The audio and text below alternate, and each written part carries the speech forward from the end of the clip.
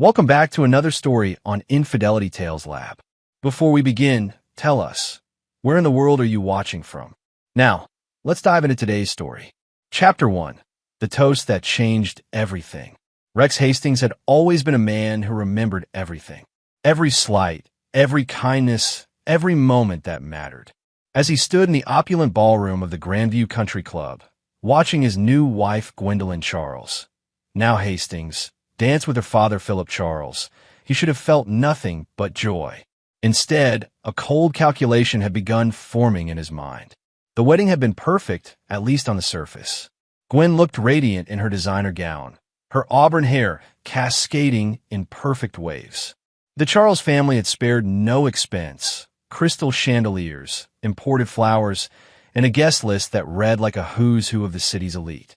Rex had paid for none of it, a fact that Philip Charles made sure everyone knew. Ladies and gentlemen, if I may have your attention, Glenn Charles, Gwen's younger brother, stood with a champagne flute raised high. At 28, Glenn was everything Rex wasn't: trust fund privileged, Harvard educated, and possessed of the casual cruelty that came with never wanting for anything. The room quieted as Glenn's voice carried across the marble floors. "I'd like to make a toast to my sister and her new husband." His eyes found Rex across the room, a smirk playing at his lips.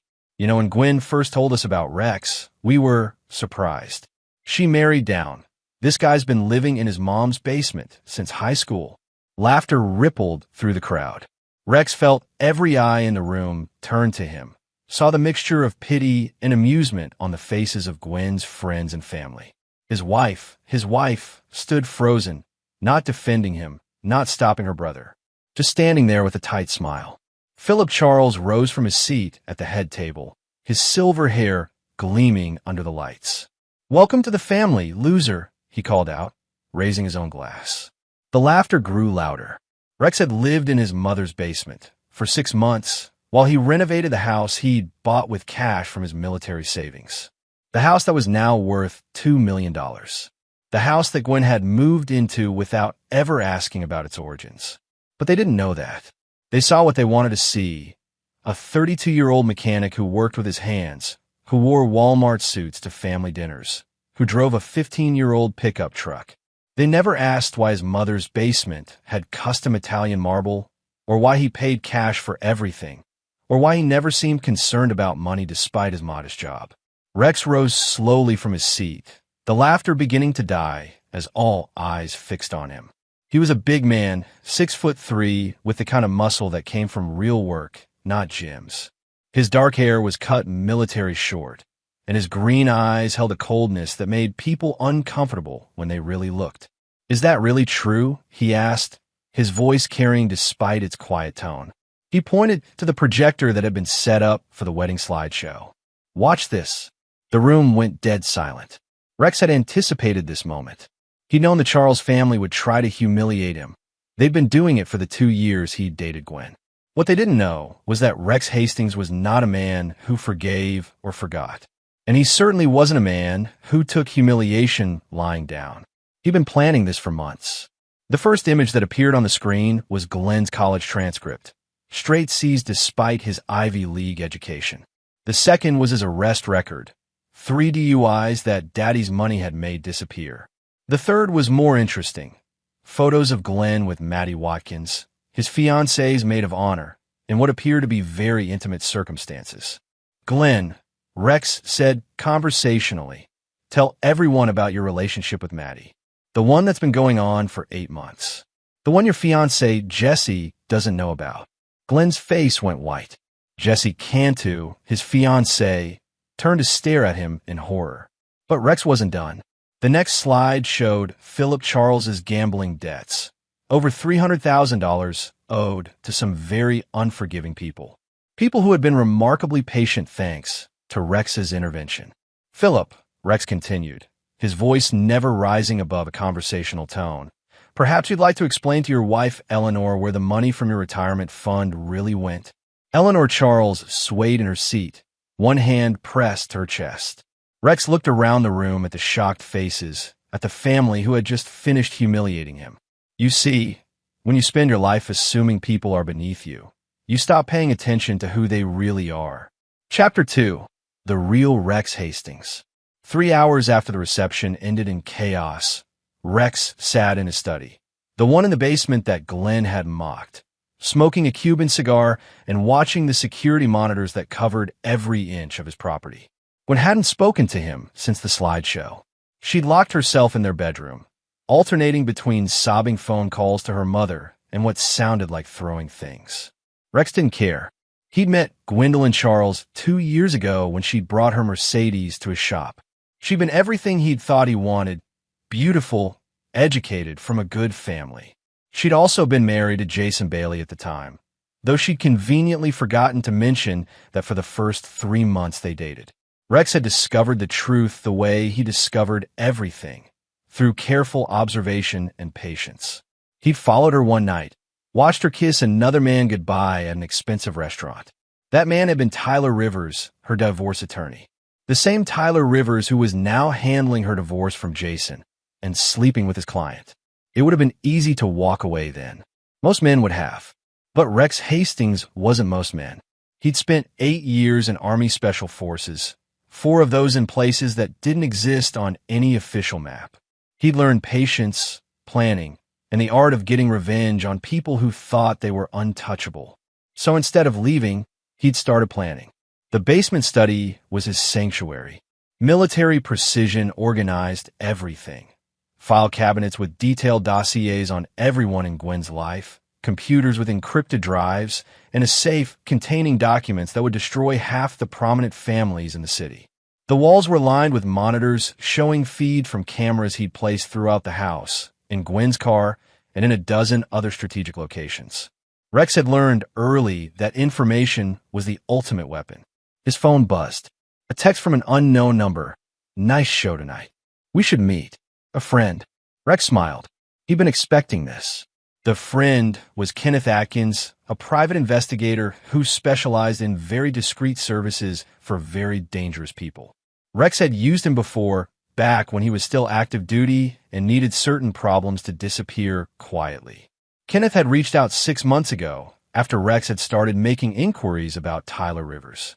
What Kenneth had found was interesting. Tyler Rivers wasn't just a divorce attorney. He was a specialist in helping wealthy wives disappear their assets before their husbands caught on. He'd perfected a system, seduce the client, manipulate the divorce proceedings, take a cut of the hidden assets, and move on to the next mark. Gwen was just his latest victim, except she thought she was the predator. Rex pulled up the files on his computer. Tyler had used the same pattern with 5 other women over the past 3 years. Each time, the husband had been left financially destroyed while Tyler and his client disappeared with millions. The last husband, Ralph Downey, had ended up so destroyed that he'd eaten his gun in his empty mansion. That's when Rex knew Tyler Rivers had to die. But death was too simple. Rex wanted Tyler to understand what it felt like to lose everything: money, reputation, family, hope. He wanted Tyler to beg for the death that wouldn't come. A sound from upstairs drew his attention to the monitors. Gwen was leaving the bedroom. Phone pressed her ear. Rex turned up the audio feed. "Can't believe he humiliated my family like that," she was saying. "Tyler, I don't care about the plan anymore. I want him destroyed. I want him to lose everything." Tyler Rivers' voice came through clearly. Rex had upgraded the audio equipment last month. "Baby, calm down. This actually works in our favor. Now we have grounds for emotional distress, maybe even defamation. We can take him for everything and claim he was abusive. How soon can we file? I'll have the papers ready by Monday. We'll hit him with divorce, restraining order, and a lawsuit all at once. By the time I'm done with him, he'll be lucky if he keeps that stupid truck." Rex leaned back in his chair, still smiling. They had no idea what they were walking into. He pulled up another file on his computer, the real Rex Hastings. The one who'd inherited $2 million from his grandfather's oil investments. The one who'd turned that into $20 million through careful investments and some very profitable contracts during his military service. The one who owned the auto shop where he worked, plus 3 others across the state. The one who'd bought Gwen's dream house in cash just to watch her fall in love with it. The one who'd been planning her destruction since the day he found out about Tyler Rivers. Chapter 3. The Setup. Monday morning arrived gray and cold, matching Rex's mood as he prepared for war. He'd spent the weekend watching Gwen and Tyler through his surveillance network, documenting every conversation, every plan, every detail of their scheme to destroy him.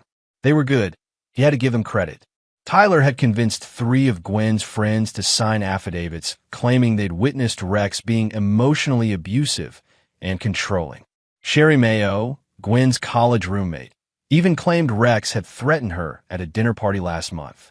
The fact that Rex had never spoken to Sherry beyond polite greetings didn't seem to matter. But Rex had something they didn't expect: time and preparation. He'd known this day was coming for months. Every conversation with Gwen had been calculated, every gift a strategic move, every moment of their marriage a chess piece position for this endgame. While they thought they were manipulating him, he'd been orchestrating their downfall. The auto shop was busy when Rex arrived, but he barely noticed the customers or his employees. His mind was focused on the files he'd been assembling, the evidence he'd been gathering, the trap he'd been setting. "Boss, you okay?" asked Darren Henry, his shop foreman. Darren was one of the few people who knew Rex's real background. They'd served together in Afghanistan before Darren lost his leg to an IED. "You look like you're about to kill someone." "Not kill," Rex said quietly. "Something worse." At 10:30, a process server arrived with the divorce papers. Rex read them while drinking coffee, noting every lie, every exaggeration, every legal maneuver Tyler thought would work. The man was good. The papers painted Rex as an unstable, abusive husband who trapped an innocent woman in a nightmare marriage. If a judge saw only these papers, Rex would lose everything. But Rex had insurance. He picked up his phone and dialed a number he'd memorized months ago. "Christoph, it's Rex. Is your offer still good?" Christoph Archer was what polite people called a debt collector and what realistic people called a loan shark. He was also the man who owned Philip Charles's gambling debts that Rex had quietly purchased last month for 70 cents on the dollar. "Rex, my friend, of course. When do you want me to collect?" "Tonight. Make it memorable, but don't permanently damage him. I need him functional for what comes next. Consider it done." "What about the interest payments you've been making?" "Stop them. Let him know exactly how much trouble he's in." Rex's next call was to Kenneth Atkins. "Kenneth, I need you to deliver some packages today to every law firm in the city. Make sure Tyler Rivers knows they're coming." The packages contained copies of Tyler's files on his previous victims, along with documented evidence of his pattern of fraud. Rex had spent months gathering the evidence, tracking down ruined husbands, building an ironclad case that would destroy Tyler's career and land him in prison. But prison wasn't enough. Rex's final call was to someone who didn't have a name, just a number. The voice that answered spoke with a slight accent that could have been Eastern European or Middle Eastern. It was deliberately hard to place. "Rex Hastings. How interesting. I wonder when you would call. Is the girl still available?" "Lynn?" "Yes, though she's become quite expensive since her last assignment." Lynn Chung was what the intelligence community called a honey trap, a specialist in seducing targets and extracting information. Rex had worked with her once during a black operation in Thailand. She was beautiful, brilliant, and absolutely without conscience when it came to her work. "I need her to get close to Tyler Rivers. Complete infiltration. Make him fall in love. Make him trust her. Make him tell her everything. Timeline: she has 2 weeks to make contact, 1 month to gain his trust. After that, I'll give you the endgame. Payment: $200,000, plus a bonus if she's willing to go further than usual."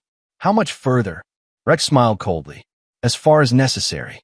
After hanging up, Rex returned to reading Tyler's divorce filing. The man had been thorough: claims of emotional abuse, financial manipulation, threats against Gwen's family. All lies, but well-crafted lies that would be hard to disprove in court. What Tyler didn't know was that Rex had been recording everything for months. Every conversation, every argument, every intimate moment between Tyler and Gwen. The cameras in their house weren't just for security, they were insurance policies. But more than that, Rex had spent 2 years studying Tyler Rivers the way a sniper studies a target. He knew Tyler's weaknesses, his fears, his guilty secrets. He knew about Tyler's cocaine habit, carefully hidden from his law partners. He knew about Tyler's gambling problem, worse than Philip Charles's.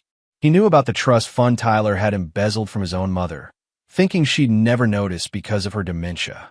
Most importantly, Rex knew about Tyler's real father, the one Tyler thought no one knew about, the one who would be very interested to learn he had a son, the one who ran the most feared crime family on the East Coast. Rex had been saving that particular revelation for the right moment. As he closed the divorce files, Rex felt the familiar calm that came before action.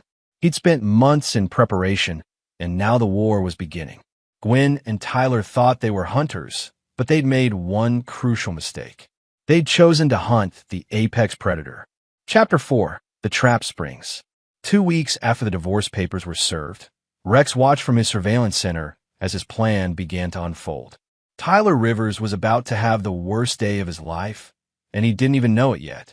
Lin Chung had exceeded Rex's expectations. Within 5 days, she'd accidentally bumped into Tyler at his favorite coffee shop, spilling espresso all over his expensive suit. By day 7, they were having dinner at the city's most exclusive restaurant.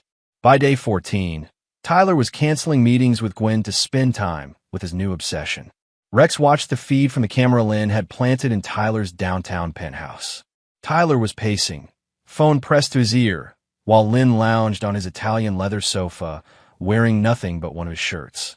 "Gwen, I told you, something came up," Tyler was saying. "We can discuss the deposition prep tomorrow." Gwen's voice came through clearly, sharp with anger. "Tyler, I'm paying you a fortune to destroy my husband, not to chase after some Asian girl you picked up in a coffee shop." Rex smiled. Racial slurs weren't a good look in divorce proceedings, especially when they were being recorded.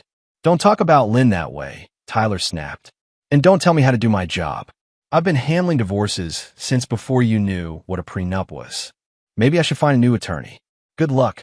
After what your husband pulled at the wedding, no decent firm in the city will touch you." Tyler hung up and turned to Lynn, who was pretending to read a magazine. "Sorry about that, baby. Client drama." Lynn looked up with perfectly crafted concern. "The woman from the other night?" She seemed intense. "Gwen's just stressed. Her husband turned out to be more than she bargained for." "What do you mean?" Tyler sat beside her, running his hand through her long black hair. "Let's just say Rex Hastings isn't the simple mechanic everyone thought he was. The man has resources we didn't expect. Resources, money, information, the kind of connections that make problems disappear." Lynn moved closer, her voice dropping to a whisper. "That sounds dangerous. Are you safe?" "I'm fine. I've handled worse than Rex Hastings." Rex laughed at that. Tyler had no idea what he was dealing with. The intercom in Rex's study buzzed. "Boss, Kenneth's here," came Darren's voice. "Send him down." Kenneth Atkins descended into the study carrying a thick manila folder. The private investigator looked tired but satisfied, the expression of a man who'd been up all night gathering dirt. "You're going to love this," Kenneth said, dropping the folder on Rex's desk. Tyler Rivers just made the biggest mistake of his life. Rex opened the folder and began reading. The first document was a bank statement showing a $2 million transfer from Tyler's trust account to an offshore bank in the Cayman Islands.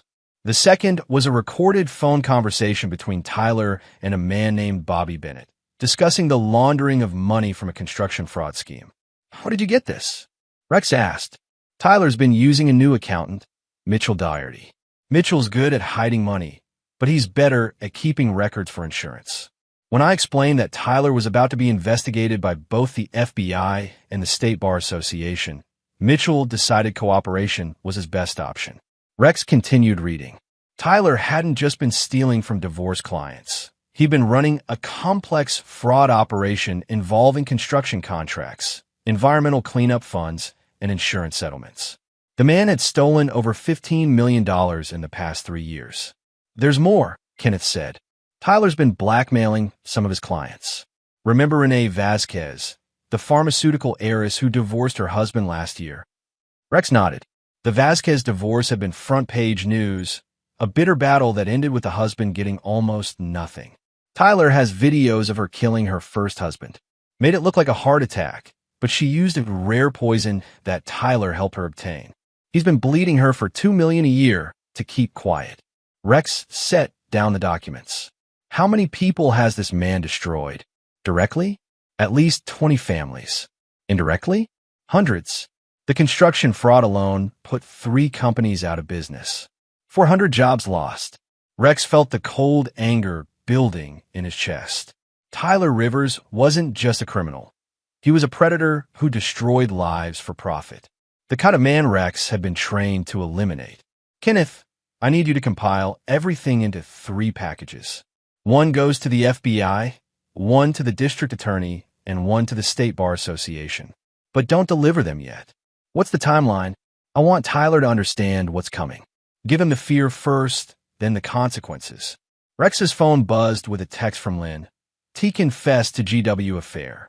Says she was supposed to be quick mark, but turned into liability. Planning to frame her for emotional abuse claims.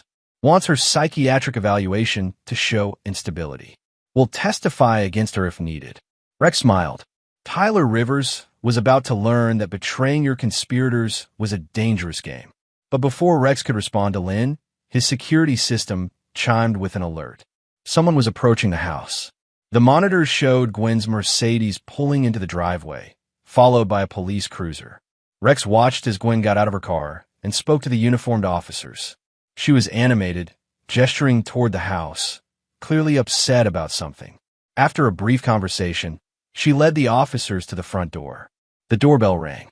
Rex checked his appearance in the mirror, grease-stained work shirt, old jeans, the image of a simple mechanic. He climbed the stairs and opened the door with a confused expression. Mr. Hastings? The older officer was polite but wary. I'm Officer Jesus Rocha. This is Officer Edwin McCann. We've had a complaint about some disturbing materials found on your wife's computer. Rex frowned. What kind of materials?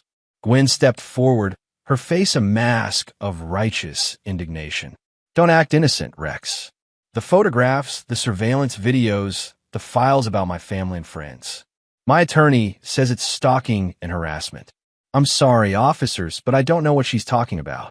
Officer Rocha held up a tablet, showing what appeared to be screenshots from Rex's surveillance system.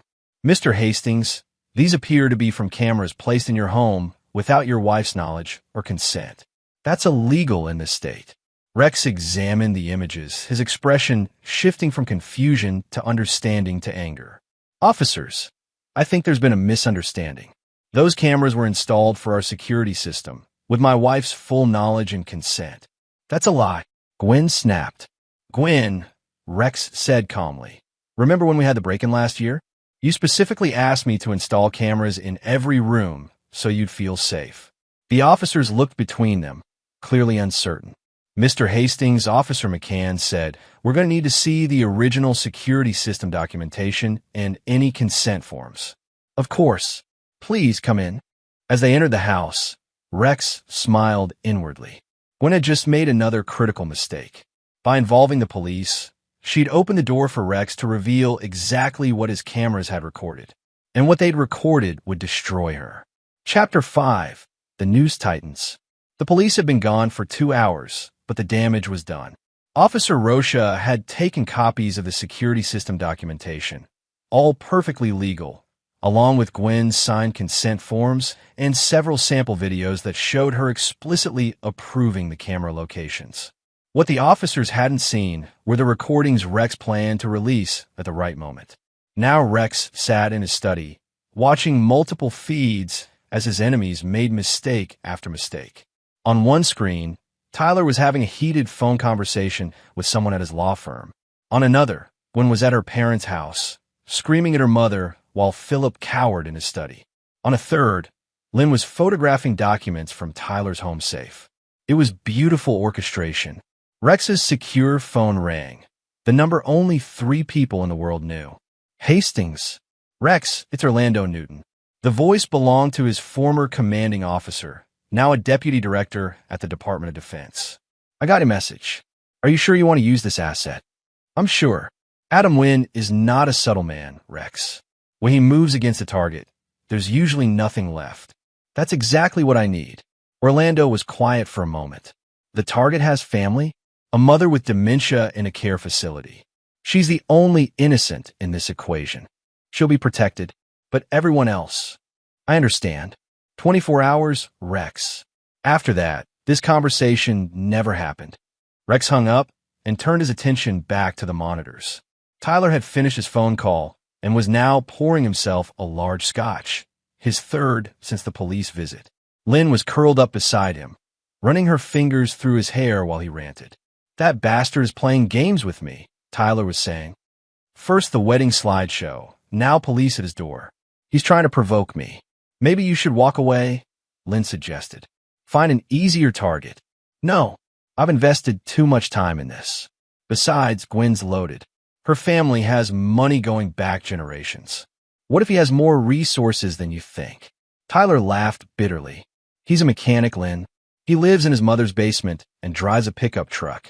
Whatever money he had for that slideshow, it's probably gone. Rex made a note to send Tyler a gift, something that would show him exactly how wrong he was. His regular phone buzzed with a text from Kenneth. Package delivered to Tyler's office. Partners calling emergency meeting. Bar Association launching investigation. FBI requesting interview. Perfect timing. Rex pulled up Tyler's office cameras. Kenneth had installed them during a security consultation last month. The feed showed Tyler's law partners, Philip Gifford and Jerry Gillespie, waiting in the conference room while Tyler paced outside, phone pressed to his ear.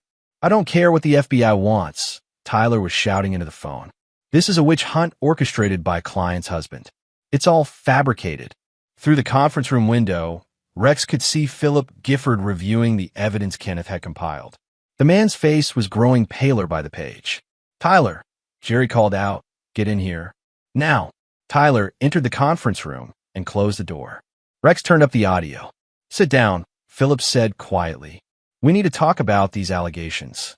They're all lies, Philip. Rex Hastings is. Tyler. Jerry's voice was deadly calm. Did you or did you not steal $2 million from the Vasquez estate? That's ridiculous. Because we have bank records showing transfers from our trust account to offshore banks in the Cayman Islands. Transfers that you authorized. Tyler's face went white. That's for legitimate case expenses. $2 million in case expenses. Philip stood up. Tyler, we've been partners for 8 years. I've known you since law school. Don't lie to my face. I can explain. Explain this, Jerry said, sliding a photograph across the table. This is you meeting with Bobby Bennett last month. Bobby Bennett, who's currently under investigation for construction fraud. The same Bobby Bennett who's named in these FBI documents as a co-conspirator. Tyler sank into his chair. You don't understand. I got over my head. These people, they don't take no for an answer. What people? The ones Bobby works for. They needed someone to launder money through legal settlements. They said if I didn't help, they'd kill me. Rex laughed softly. Tyler was telling the truth, but only part of it. He'd volunteered for the money laundering operation, seeing it as an easy way to make millions. The death threats had come later, when he tried to negotiate a bigger cut. Tyler, Philip said slowly, are you telling us that this law firm has been used to launder money for organized crime? It's not that simple. Answer the question. Yes, Tyler whispered. But I can fix this. I can make it all go away. How? Rex Hastings. He's the one who gave this information to the FBI. If something happens to him, if he has an accident or disappears, the investigation dies with him. The room went dead silent. Rex leaned forward, making sure his recording equipment was capturing every word. Tyler, Jerry said very carefully, are you suggesting we murder a client's husband? I'm suggesting we protect ourselves by any means necessary. Philip Gifford stood up and walked to the door. Security, please escort Mr. Rivers from the building. He's no longer a partner in this firm. Philip, wait. Don't. Jerry was gathering the files from the table. Don't say another word. You've destroyed this firm, Tyler. 20 years of building a reputation, gone because you got greedy. Security guards entered and flanked Tyler. As they let him out, he looked back at his former partners. This isn't over. Rex Hastings is going to pay for what he's done. Rex smiled and made another note. Tyler had just threatened to murder him in front of witnesses. That would be useful in court. But court was the least of Tyler's problems now. Rex picked up his secure phone and dialed Adam Wynn's number. It's time. Understood. The target. Tyler Rivers, downtown penthouse, probably armed and definitely dangerous. Consider him hostile. Rules of engagement. No permanent damage yet. I want him functional but scared. Make him understand that his life belongs to me now. Copy that. What about the woman he's with? Rex glanced at the monitor, showing Lynn curled up on Tyler's couch. She's one of ours. Extract her safely. 20 minutes. Rex hung up and settled back to watch the show. Tyler Rivers was about to learn what happened when you threatened Rex Hastings. And this was just the beginning. Chapter 6. The Hunter Becomes Prey. Tyler Rivers was drunk, angry, and making increasingly poor decisions. Exactly where Rex wanted him. The penthouse cameras showed Tyler pacing like a caged animal, bottle of scotch in one hand, phone in the other. He'd been calling contacts all evening, trying to find someone willing to handle his Rex Hastings problem. So far, he'd struck out. The kind of people who solve problems with violence weren't eager to work with someone under FBI investigation. Lynn sat on the couch, watching Tyler with carefully crafted concern. She'd already planted 3 additional recording devices around the apartment and photographed every document in Tyler's safe. More importantly, she'd convinced Tyler to tell her everything. His crimes, his plans, his desperate schemes to escape the trap closing around him. Rex's phone buzzed with a text from Adam Wynn. In position. Ready on your signal. Not yet. Rex wanted Tyler to dig the hole a little deeper first. Baby, come sit down, Lynn called out. You're making me nervous. Tyler collapsed beside her, reeking of alcohol. I'm sorry, sweetheart. This is just... everything's falling apart. Tell me what's happening. Maybe I can help. Tyler laughed bitterly. Unless you know someone who can make the FBI disappear, I don't think so. What did you do? What didn't I do? Tyler took another drink. Fraud, money laundering, blackmail, theft. I've been stealing from clients for years, Lynn. Millions of dollars. Oh my God. And now, some mechanic, some fucking nobody, has destroyed everything. Rex Hastings uploaded my entire life to the FBI like it was a goddamn email attachment. Lynn moved closer, her hand on Tyler's chest. Who is he really? This Rex? I don't know. Tyler slammed the bottle down. Gwen says he's just a mechanic who lives with his mother, but mechanics don't have the resources to do what he's done. Mechanics don't have FBI connections. What are you going to do? Tyler was quiet for a long moment, staring out at the city lights. I'm going to kill him. Tyler, I'm serious. It's him or me now. If Rex Hastings dies, the investigation dies with him. His evidence becomes hearsay, his recordings inadmissible. I can claim he was stalking and harassing me, that he fabricated everything out of jealousy. What about Gwen? She'll back me up. She hates him more than I do now. Rex texted Adam. Subject just confessed to planned murder.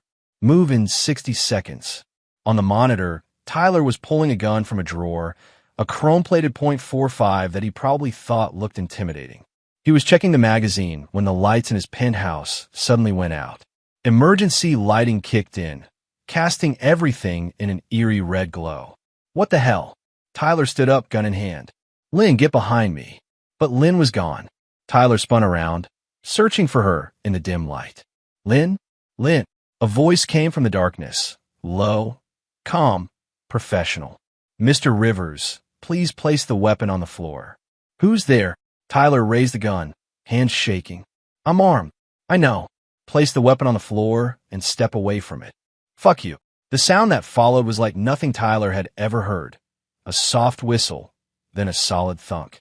The gun flew from his hands as a knife buried itself in the wall an inch from his fingers. Adam Wynn stepped into the red light, like something from a nightmare.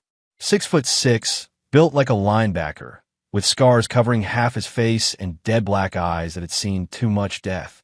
He wore all black, tactical gear and moved with the predatory grace of an apex predator. Mr. Rivers, Adam said conversationally, my employer would like to have a conversation with you.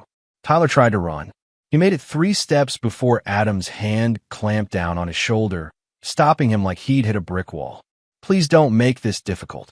Who are you? What do you want? I'm the man your actions have summoned, Mr. Rivers. As for what I want, Adam smiled, showing teeth filed to points. I want you to understand that your life now belongs to Rex Hastings. Tyler tried to swing at Adam and found himself on the floor, arm twisted behind his back in a hold that sent lightning up his spine. Good. Now we can talk. Adam dragged Tyler to a chair and zip-tied his hands behind his back. Then he pulled out a tablet and set on the coffee table. Rex's face appeared on the screen. "Hello, Tyler," Rex said calmly. "I thought it was time we had a proper conversation." "You son of a bitch."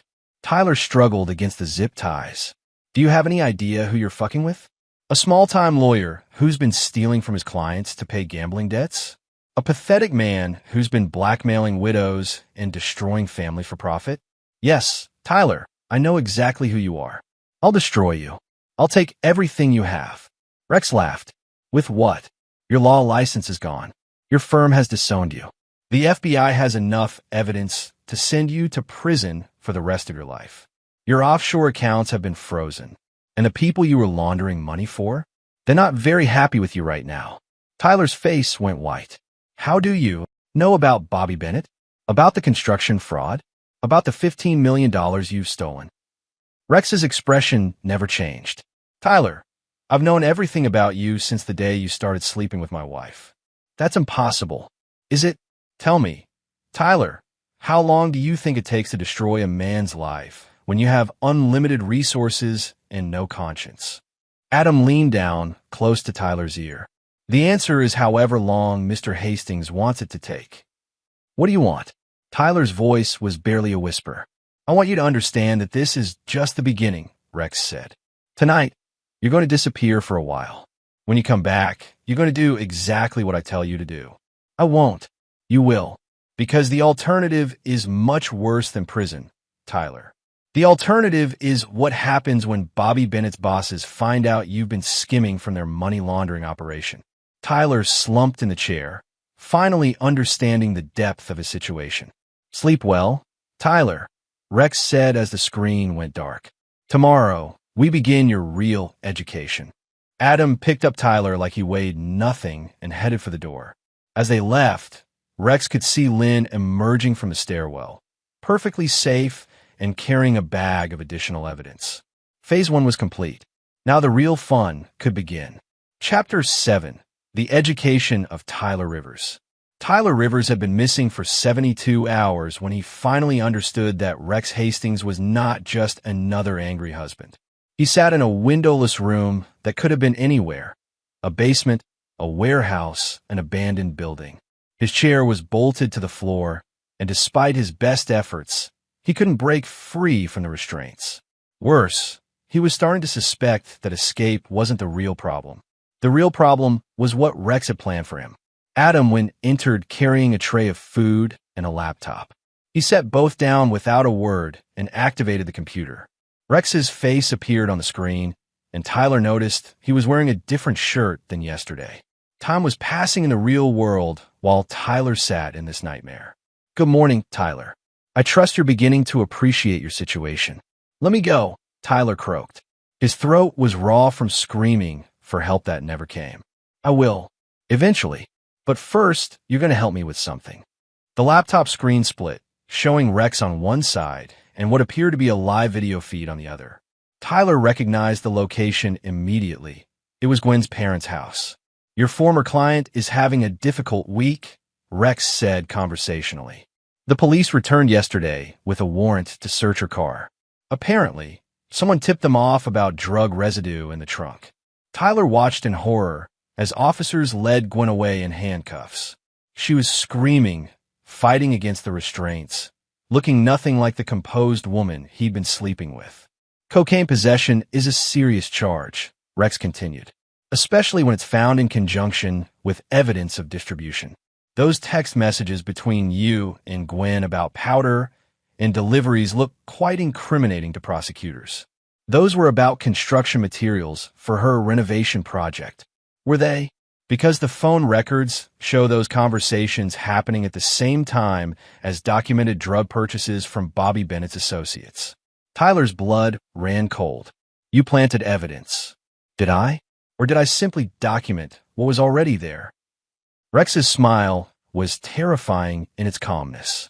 You see, Tyler, when you've been stealing from drug dealers, they tend to use your services for other things, like moving product through your legitimate business operations. The video feed switched to show Glenn Charles being arrested at his office.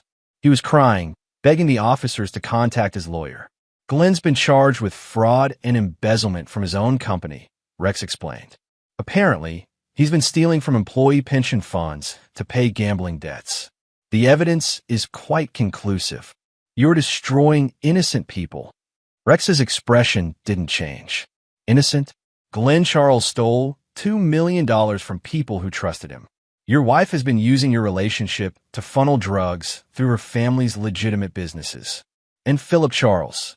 The feed switched again, showing Philip being loaded into an ambulance. Well, Philip just had a very serious conversation with some people about his gambling debts.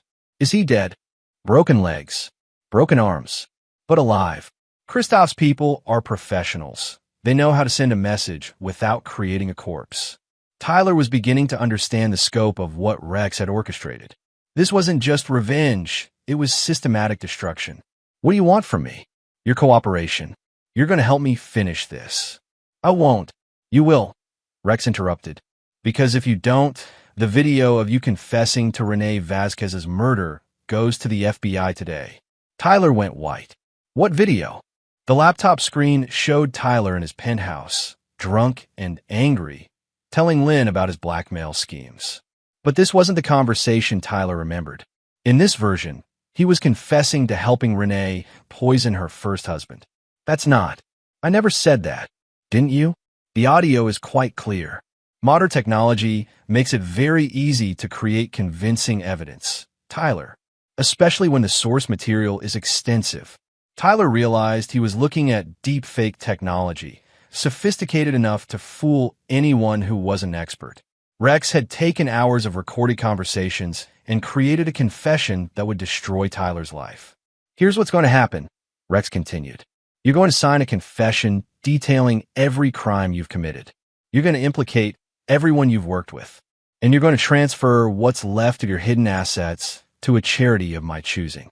And if I refuse, then you go to prison for murder. Your remaining family members have tragic accidents, and the people you've been stealing from learn exactly where you are.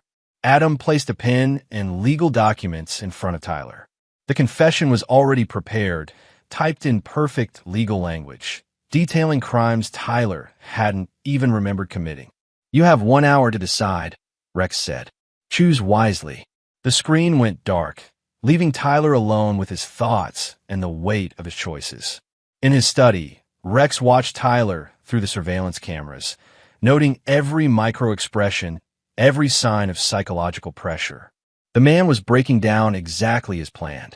Rex's phone buzzed with a text from Lynn. Mission complete. Tyler's accounts accessed. Total recovery, $18.2 million. Another text, this one from Kenneth. FBI took the bait. Federal task force forming. RICO charges pending. And finally, one from Adam.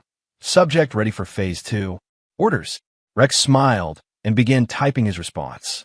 Tyler Rivers was about to learn that signing the confession was just the beginning of his education. The real lessons were about to start. Chapter 8, the final lesson. Tyler signed the confession after 47 minutes, his hand shaking so badly that his signature was barely legible. He'd read every page twice, understanding that his name on that document meant life in prison even if Rex kept his other promises. But Rex Hastings wasn't finished with him yet. Excellent choice, Rex said when the laptop screen flickered back to life. Now, for phase 2 of your education. I did what you asked. Let me go. Tyler, we haven't even begun to address your real crimes yet.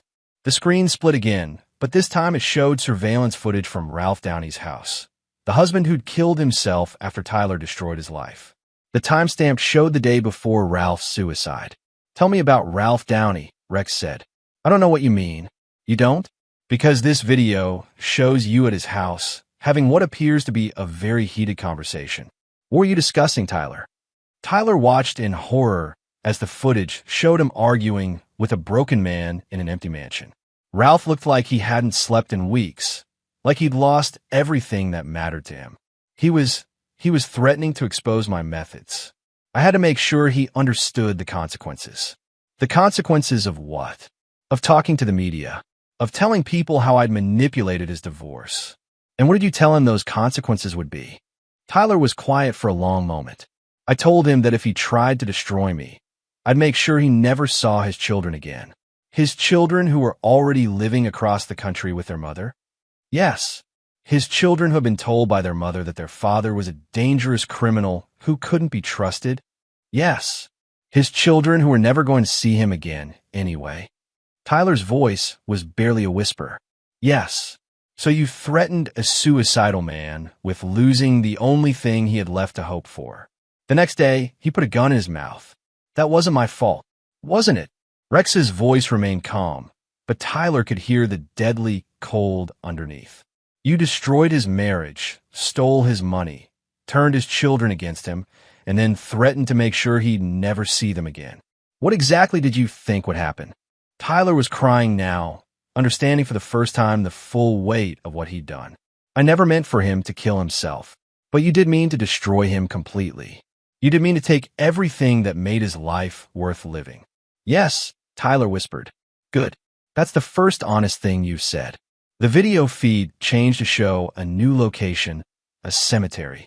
Rex was standing beside a fresh grave, flowers in his hand. I visited Ralph's grave yesterday, Rex said. Do you know what I found there? Tyler shook his head. Nothing. No flowers, no visitors, no signs that anyone remembered he existed. His children refused to come to the funeral. His ex-wife held a party the day he died. You didn't just kill Ralph Downey, Tyler. You erased him. Rex set the flowers on the grave and looked directly into the camera. That's when I decided that destroying your life wasn't enough. Tyler felt ice water in his veins. What do you mean? I mean that you're going to experience exactly what Ralph experienced. Every feeling, every loss, every moment of despair that led him to put that gun in his mouth. You can't. Can't I? Tell me, Tyler, how long do you think a man like you would last in general population at a federal prison? The implication hit Tyler like a physical blow. Rex wasn't just sending him to prison. He was sending him to die. But I have a better idea, Rex continued. Something more educational. Adam entered the room carrying what appeared to be a doctor's bag. Tyler tried to struggle as Adam prepared a syringe. Don't worry, Rex said. It's not poison. It's a very special cocktail designed by some very talented chemists. You're going to experience every emotion that Ralph Downey felt in his final weeks. The despair, the hopelessness, the crushing weight of having lost everything that mattered. That's insane, is it? You seem to think driving people to suicide is acceptable business practice. I'm simply giving you a more direct education in the consequences. The needle went into Tyler's arm before he could protest further. The beautiful thing about modern pharmacology, Rex explained as Tyler began to feel the effects, is that we can induce specific emotional states with remarkable precision. Over the next few hours, you're going to feel exactly what your victims felt. Tyler's vision began to blur, and a crushing sense of despair settled over him like a physical weight. Every mistake he'd ever made, every person he'd hurt, every moment of cruelty seemed magnified until it was unbearable. Please, he whispered, make it stop. No, Rex said simply. This is your education, Tyler. This is what it feels like to be on the receiving end of your particular brand of justice. Hours passed, or maybe days. Tyler couldn't tell anymore. The drugs made time elastic, stretching moments of despair into eternities. He found himself thinking about Ralph Downey, understanding for the first time what that final day must have been like. When the effects finally began to wear off, Tyler was a broken man. He looked up at the camera with hollow eyes. I understand, he whispered. Do you? I'm going to prison. I'm going to die there, and no one will remember me. That's right. But first, you have one more job to do. Tyler didn't ask what it was. He no longer had the strength to fight. You're going to call a press conference, Rex explained.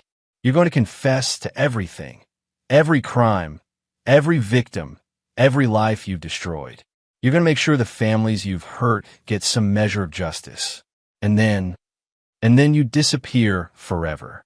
Rex's image faded from the screen, leaving Tyler alone with the weight of his choices and the crushing knowledge that Rex Hastings had won completely. In his study, Rex watched Tyler's broken form on the monitor and felt no satisfaction, no joy, no sense of victory. This had never been about feeling good. It had been about balance. The scales were finally even. Chapter 9. The Last Laugh. 6 months later, Rex Hastings stood in his renovated garage, watching the sunset through clean windows while classic rock played softly in the background. The space had been transformed. No longer a working auto shop, but a showroom for his collection of restored muscle cars. The Camaro he was polishing had belonged to Ralph Downey. Rex had bought it from the estate sale and spent months bringing it back to its former glory. The Tyler Rivers case had closed 3 weeks ago with a guilty plea to 47 federal charges. Tyler had kept his word about the press conference, confessing to crimes spanning a decade and implicating dozens of co-conspirators. The man who emerged from that windowless room bore little resemblance to the arrogant attorney who'd stolen millions from desperate families. Tyler was serving consecutive life sentences in a maximum security federal prison. Rex had made sure he was placed in general population, exactly as promised. According to Kenneth's contacts in the prison system, Tyler spent 23 hours a day in protective custody after 3 separate attempts on his life. The other hour was spent in a concrete exercise yard, alone, counting down the days until someone finally succeeded in killing him. Rex felt no sympathy. Gwen had lasted 2 months in county jail before hanging herself with a bedsheet. Her suicide note blamed Rex for destroying her family, claiming he'd manipulated her into the affair with Tyler. The note conveniently omitted her plans to steal his assets or her drug distribution activities. Rex had attended the funeral, standing in the back while Philip Charles, wheelchair-bound and broken, buried his daughter. Glenn Charles had disappeared entirely. Officially, he'd fled the country to avoid prosecution for pension fraud. Unofficially, he'd made the mistake of trying to blackmail one of Bobby Bennett's associates and had been dissolved in acid at a chemical processing plant outside the city. Rex neither confirmed nor denied his involvement in Glenn's fate.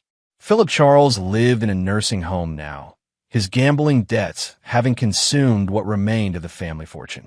His broken bones had healed badly, leaving him unable to walk without assistance. Eleanor visited him twice a week, though she'd filed for divorce and moved in with her sister.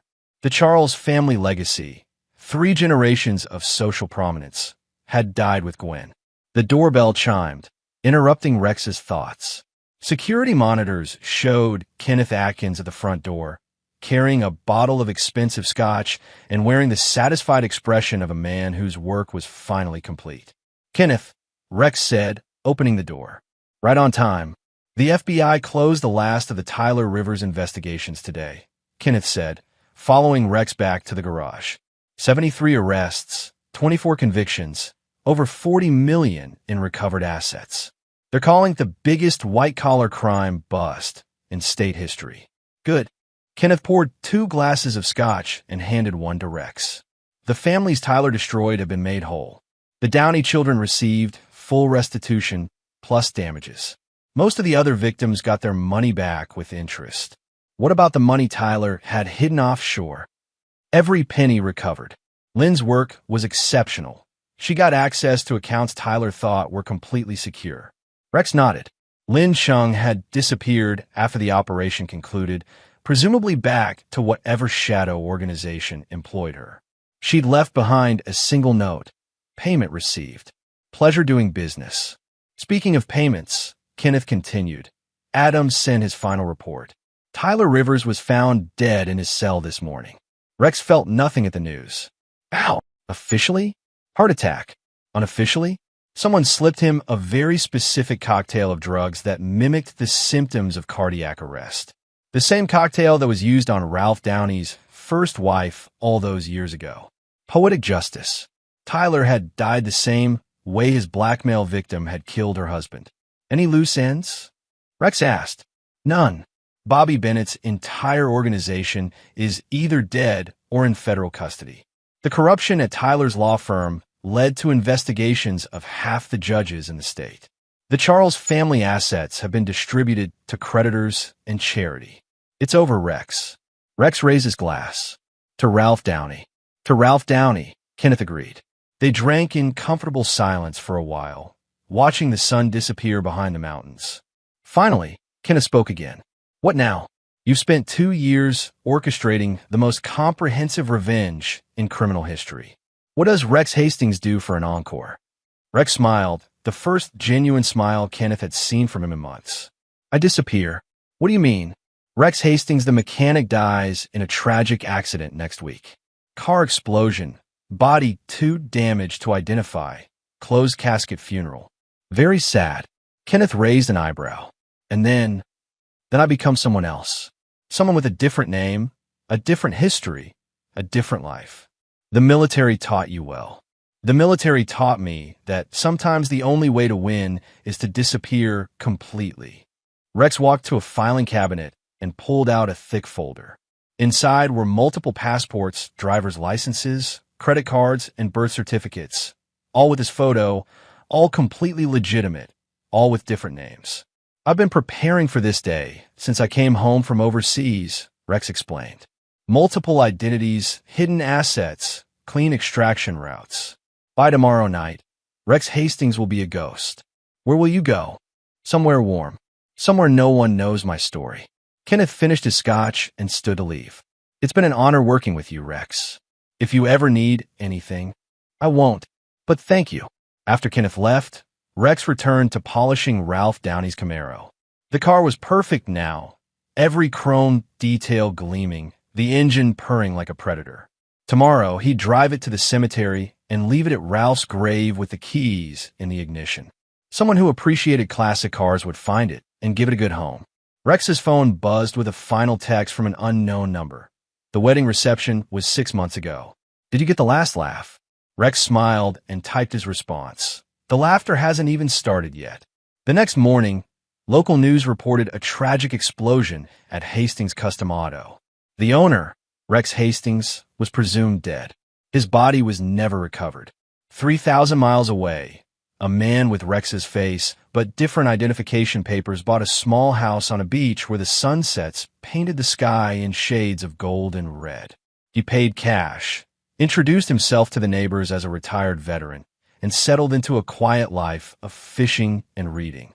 Sometimes, late at night, he would think about the wedding reception where Glenn Charles had called him a loser and Philip Charles had welcomed him to the family with mockery.